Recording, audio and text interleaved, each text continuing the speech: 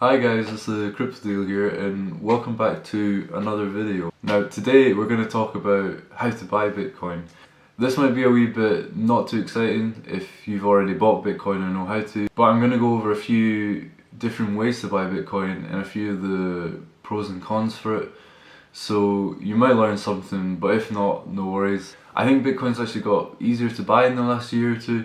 I remember the first time I actually tried to buy Bitcoin, I had to use a service called Perfect Money to transfer to an exchange, which was a nightmare for me. So on the website there was a minimum transaction amount, but it didn't take into account any of the fees. So when I sent the money, it ended up being below the minimum amount, and I spent about 2 weeks trying to get the money back. These days, you know, things are a lot more regulated, they're a lot more efficient. It used to be that it'd take maybe a day or two to actually get Bitcoin, but now it can be done within an hour if you're set up across multiple different platforms. So I'm going to go over 3 methods today. The first will be Coinbase, the second will be Bitstamp / kind of other exchanges in general, and the third will be Localbitcoins. You might be familiar with some of these methods, but there are pros and cons to each one. It might change the way you buy Bitcoin, so have a little watch and let me know in the comments below if anything helped. Okay, so the first is Coinbase, right? So the website for that is coinbase.com.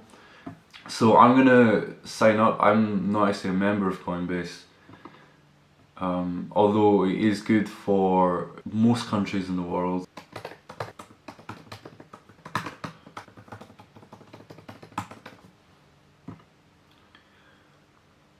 So the sign up thing is pretty simple, just name, email address and password.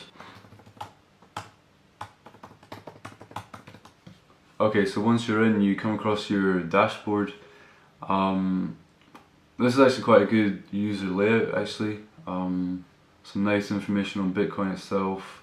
They also do Ethereum and Litecoin, but I'd never buy directly into that. I normally trade them against Bitcoin. There's a few things you need to do before you're able to buy on Coinbase. The first is verifying your identity. So you've got the option of a passport, driver license or a photo ID. I'm just going to go ahead and do one. So it's fairly easy, you just need to have the document handy and you can connect your webcam up to it. So I'm gonna go ahead and do that now.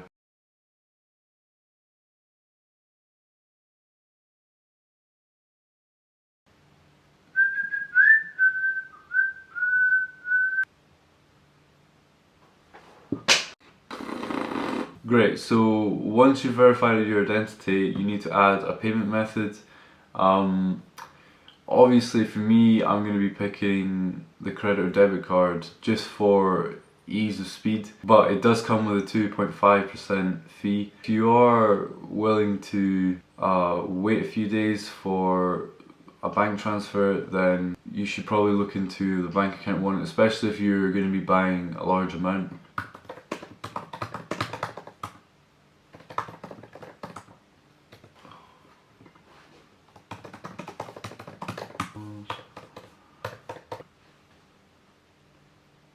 And once you've added the card,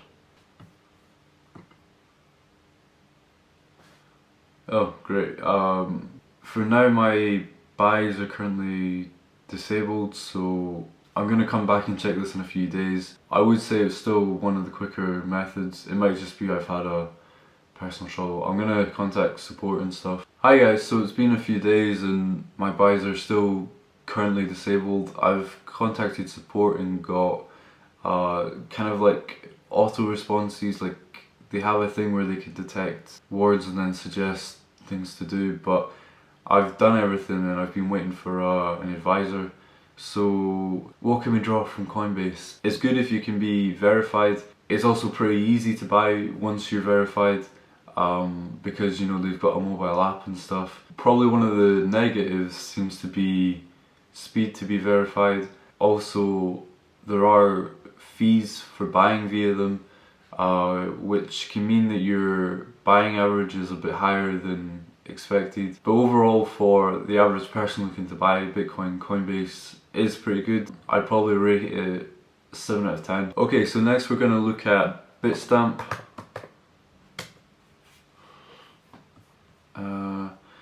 Now, I don't have an account on Bitstamp. I'm going to have to register. Registration again is pretty simple.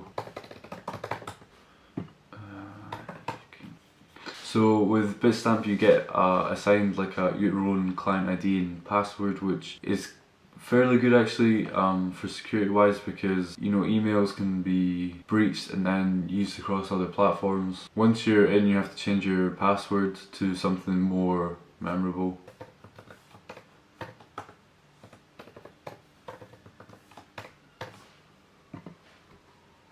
So when you go into Bitstamp, they require a lot more information from you, so you can't actually deposit anything, even Bitcoin, without verifying your identity. So that's something you have to do.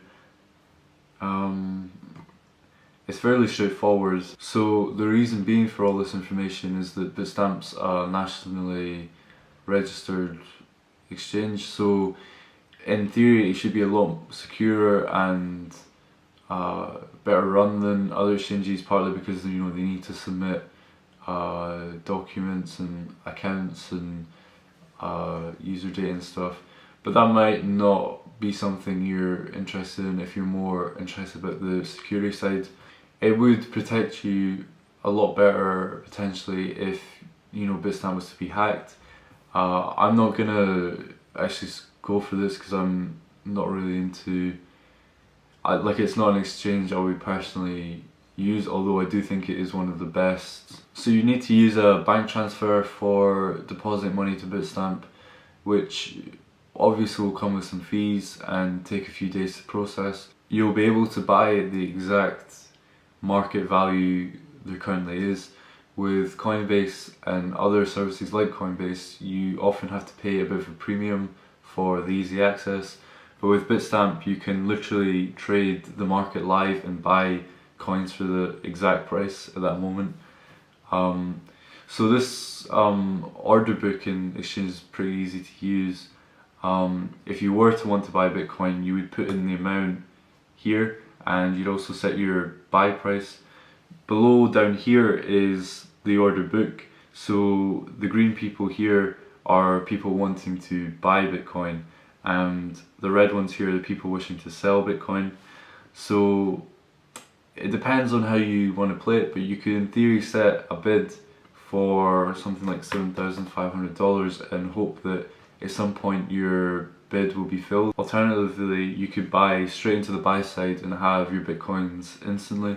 In some of the other videos we're going to get into how to trade things and use order books to your advantage. So, but that's just like if you wanted to actually buy Bitcoin straightforwardly. So my personal favorite is Localbitcoins. Let me just log in here. I've been a user of Localbitcoins for over 2 years and it's my personal favorite for a few reasons. Let me just log in here. The first reason is there is a range of ways to do things. Obviously the main one is just by bank transfer, which is my personal favorite, but they also support things like PayPal, which I wouldn't advise, but you know there are a range of ways to do this depending on your personal choice.